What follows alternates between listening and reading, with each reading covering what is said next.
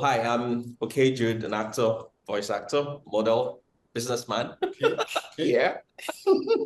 And I play B in the animated series Iyanu. Hello, my name is Roy Kupe. I'm the creator, showrunner, and executive producer of Iyanu.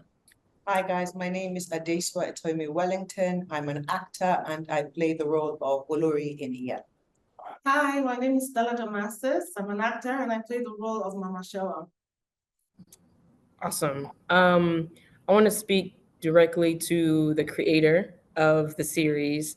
When you were looking for your next project, why Iyanu?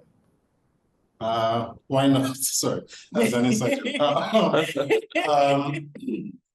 I mean, there's a lot of reasons why Iyanu. I think for me, one of the biggest ones was one of the things I thought about before I had a child was if I had a baby girl, what is something that I could create that she would enjoy to either read or watch, but also something that she would be able to see where her roots are from.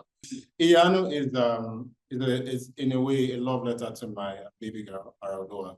And yeah, to me, I've always wanted to see stories like this being told from the Nigerian perspective. And that's pretty much how we got here with Iyanu.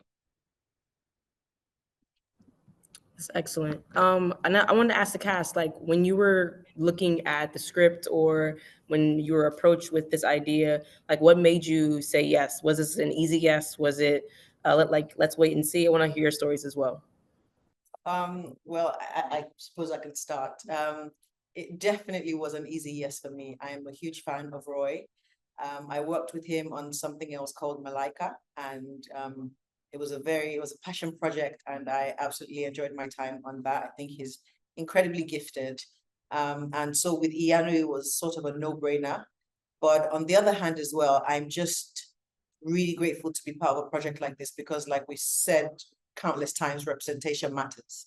And so to see a project that's for us and for everybody else as well is very, very, very dear to my heart. And I'm sure to the hearts of my co-actors as well.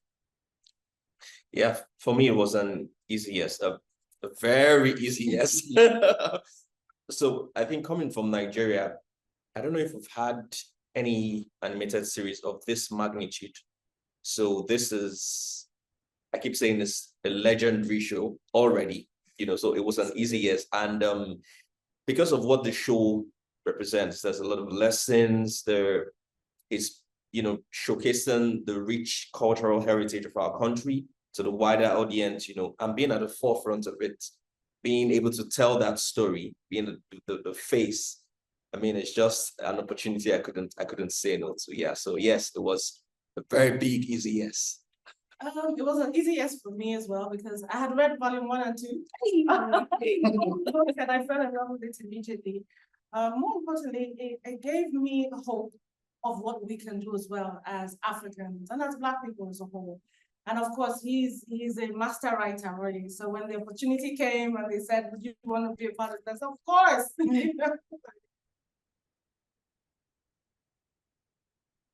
You're mute. For Roy, what was your biggest challenge in bringing this story, which is a book, to the big screen? I know there has to be many, right? We hear these stories all the time. So, but I want to know specifically what was your challenge. I mean, geez. Biggest, this is really hard because there were a lot of challenges. I think for me, I'll be nice. My biggest challenge was patience, right? It takes a long, we've been working on this for 5 years. It takes a long time to create animation. And I think one of the things this process teaches you is patience. If you didn't have it before you got into the industry, you will learn it the hard way. So for me, trying to be patient, to allow things work the way they're supposed to, as opposed to the way I think they should, was a very, very hard lesson for me to learn. Because as a creator, you're very passionate, right? You have a project, you want to get it out there as quickly as possible. But there are certain things that have to happen, good, bad, and ugly, that you have to go through, you have to experience, you have to come out of. that I feel like bring together something that's really beautiful and wonderful. So learning to be patient and also giving myself grace in times of struggle where I just wanted to be like, you know what, screw this, this is too much. Those were really, really hard lessons to learn, but I'm glad I was able to be here today. Well, great, things take time. Yeah. Yes. That's Yeah. right. And we've heard some of these stories, especially when it comes to telling Black stories. You Oh, know, yeah. Viola Davis had a similar story when it was coming, you know, when she was trying to make The Woman King, which is also Yeah. based on an African mythology or just history in general. And so do you think that your challenges were because it was a story that was about, you know, West African mythology or just with an all African voice cast, or was it like, you know, industry bureaucracy that typically happens, like red tape? All of the above. Both, yeah. All of the above. And I'm sure the cast themselves can speak about the struggles. You know, I was talking on the panel, like we have so much talent in Nigeria and Africa as a whole, but a lot of times we're not respected. Yeah. It's getting better now. It's not where personally I would want it to be, but yes, there is a stigma when it comes to, you know, African content, where sometimes people use this word, which I hate, is like, oh, they tried. That frustrates me because I'm not here to take crumbs, essentially. And I'm not talking from a perspective of pride. It's what I believe that we deserve based on the excellence that we bring to the table. So there was a lot of struggle really teaching people about the culture and why this was important and why this would be something that would be successful if it was done the right way. And one of the biggest things that I'm proud of is obviously the all African cast. We have like 95% Nigerians on the cast as well, too, which is, it's a big moment for all of us. And I think it's something that people are going to appreciate. I think it's also testament to the kind of person that you are as well, fighting as well for Nigerian talent to be used. And it's not just about telling our stories and running with it and leaving the Nigerians behind. It's about, you know, taking the time out to seek the talent that is there, and using it as part of such a project that's so important and so big and so global. And I'd just like to say thank you. And thank you to Lion Forge and Cartoon Network. It's incredible. Yeah. It's a huge platform. Cartoon Network's been around since before I was a kid. Yeah. Y'all still watching it. So a huge platform to, as opposed to releasing it on an indie type of platform. So huge platform, including Max, right? People stream now when they do appointment television. So that's excellent, and congratulations. I want to speak to the cast members now. Can you tell me a little bit about your character? And as if I've never read the book, never seen any of the clips, never seen anything, who is your character and how are you different or the same than them? Okay, so I play the character Olori, and she is pretty much Iyanu, the lead character's mentor, her guide, her teacher, the one person that she has and she can depend on. She prepares her for this journey that she knows that she's going to take, and because she knows the what her destiny is, and she knows the amount of work that she has in front of her. So she's pretty much her person, and the person that takes her on this journey teaches her how to fight and, you know, life skills and all of that. And if you think of my character, just think of an African mother. And that is who she is. Give you equal parts discipline and equal parts really deep love. And in that sense, we are similar in the sense that I have two boys. I've been blessed with two boys. And I obviously know how to strike the balance between being a mom and also being a teacher at respective times. And obviously I also had to channel my mother because my mother is, you know, she's a strong woman, and it really helped me with playing Olori, and I just feel so blessed to be part of something so special. I play Shewa, Mama Shewa. She's also a mentor to the lead character Iyanu. Mama Shewa is like the matriarch of her community, and she's also one to help Iyanu, to guide her through the same journey, to make her aware of who she is. She also has history. Mama Shewa has the history of the land, you know, just to make sure that Iyanu is equipped with everything that she needs on her way.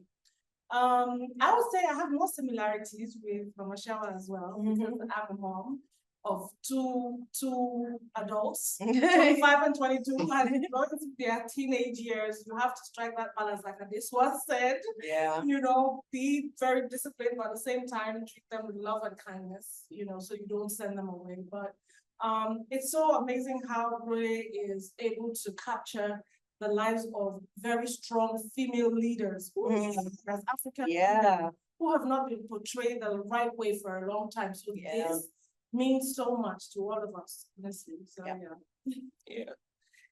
I play B, who is also a friend to the lead character, Iyanu.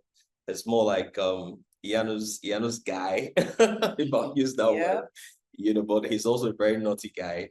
And there's a funny, very witty, you know, guy. And I don't know, I'll say B is more like that part of me, you know, people who sing in their bathrooms, you know, and don't sing outside. So B is that kind of guy who is a personality that not a lot of people know about me, you know, but having to dig deep and bring him out, you know, bring him to the fore, to bring B to life was just an awesome experience. And I'm glad for the work we did.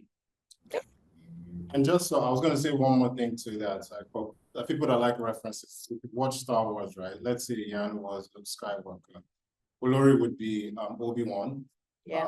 And then Shewa would be Master Yoda. And then B would be Han Solo. Essentially, those that's pretty much how you see it. That is excellent. Also, the moms like could not tell. Obviously, Black don't crack across the diaspora. That's excellent. That is great. Love that. I want to also ask you, with you guys being, you know, from, well, I don't know, are all three of you Nigerian? All of us. So did you learn anything about yourself, about your culture, about your history? Did you connect at all through your characters during this journey? And I would like to know how. Even though saying fiction, there are too many real things that he pulled from. There's a lot of the Yoruba culture and tradition that I had no idea about. You know, so that taught me a lot, because I read the book first, the book itself, and then I actually went on Google and I started searching. And you know about the war, the Benin War, so there were so many things they incorporated that I did not even take notice of before I started reading. I'm like, okay, this is a good learning curve for me. And my daughters, I gave them the book to read as well, to understand, you know, because their father was Yoruba as well. So it was important for them to know exactly what it is. And the costumes, the hair, the way they looked, the villages, it is so authentic. I'm just excited, so forgive me if I And I think that's one of the things that's special about Iyanu. Like, it's made by us, but it's for everyone. You know, we get to share our culture the way we want to, with the authenticity of our culture, the hairstyles, the costumes, the history. It's almost like a history class, only that it's really exciting. You know, because if you're sitting trying to learn history, no offense. But it really is incredible. It's very exciting. It's visually stunning. And I'm just really excited for everyone to watch it. And you can watch it with your kids. You can watch it alone. A young person can watch it. An older person can watch it. I'm not going to tell you how old I am, but I really enjoyed it when I watched it. So that's a good place to start. That's so excellent. I learned a lot, especially about my character's fighting style. You know, it's a fighting style called Dambe. You know, so I had to go do a little research, and it's a big, you know, kind of tournament in the northern part of Nigeria. You know, so big, you know, and so having to learn that, and of course a lot more, was just awesome. That's exciting. I cannot wait to watch it. Obviously you guys are in DC for BlerDCon, which is a celebration of Black nerds and our culture, and how beautiful and diverse and immersive it is. What has been your experience at BlerDCon, and is it different from kind of receptions you've gotten in other parts of the country or the world? I mean, this is not my first time here with, at BlerDCon. So for me, look, anytime you get to see a lot of Black people just having fun, not worrying about the stuff that we have to worry about every single day of our lives, no matter where you are on the planet, it's a blessing to just see Black people just enjoying themselves. Black people from all parts, doing all, you know, like dressing up, like having fun, talking about shows they love, you know, selling books, like looking at, you know, Black creative people expressing themselves. I think the celebration just gives you joy, because a lot of times, you know, when we talk about our culture, I'm not talking about Nigeria now, just Black people in general, you know, there's a lot of trauma involved, right? So the more we get to see Black people happy, normal, enjoying life, whatever it is, doesn't have to be a convention. I think it's always a plus. Yeah, if I was to explain it in one word, I'd say Black excellence. Yes. Yeah. I love to see Black excellence. It's such a heartwarming, beautiful thing to be in a space and to take up space and to create some of the most amazing things and to sit into that creativity and to share all that work and all that love. It's such a heartwarming experience, and I can't wait for more people to have the opportunity to be in these sort of spaces where it's nothing but love and positivity and people rooting for you and dressing up and having a good time. So many intelligent people as well. We experienced a guy who knew the history of so many different styles. Hairstyles, where this is from, where that is from. I just realized that it's not just about dressing up. It's not. It's not. They know a lot of things about everything they enjoy. So Black excellence, Black intelligence, Black everything, that's good. Black intellect. Intellect. This has just felt like home, away from home. That's what I would say. You know, seeing your people, you have this feeling like you're included in something bigger than you, grand, you know, bigger than you. Yeah. So that has just been the aura, you know, felt being at BlerDCon. Yeah. So if you're speaking, if you had the opportunity to speak to all people everywhere and you're telling them about Iyanu and about the April 5th debut, what's your message to them? How do you convince them to tune in, whether that's on Cartoon Network or Max? I think I'd say that they should watch it because they don't want to be left behind. It's not like anything you've seen before.